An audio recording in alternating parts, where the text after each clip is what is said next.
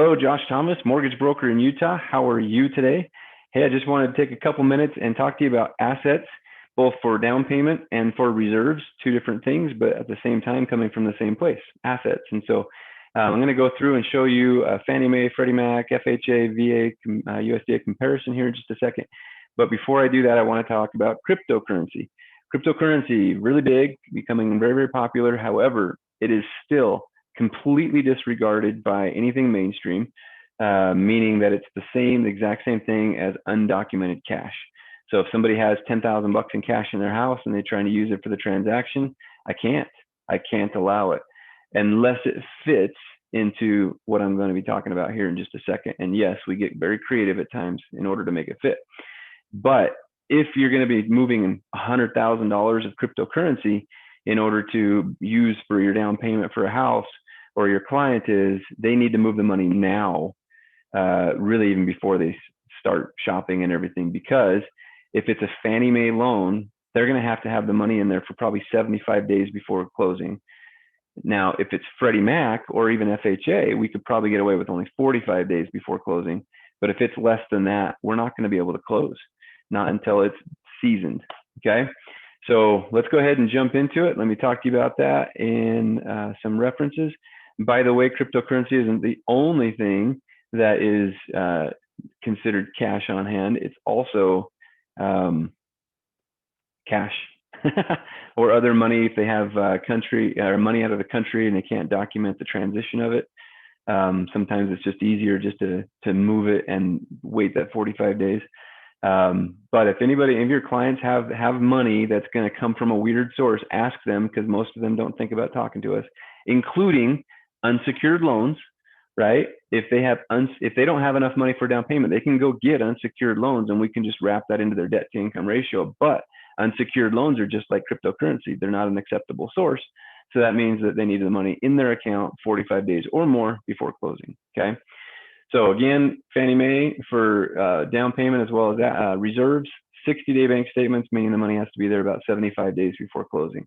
If somebody's doing a cash out refinance, which I know isn't necessarily a purchase thing, but if they're using it to buy a rental property or whatever, they may need to have 6 months in reserves just to get that transaction closed. So I thought I'd include that. Rental properties, Fannie Mae usually requires the most, and they can require up to 6% of whatever balance. So if you have 5 rental properties and you owe $1.5 million, for example, 6% of that balance, which I believe is $90,000, is what would have to be in reserve just after closing. They have to have that in savings. And so very important to consider that. Fannie Mae does often require even more than that. But according to this, that's what I'm showing you. It's just that it doesn't always. Other transactions not usually needing it, 50%.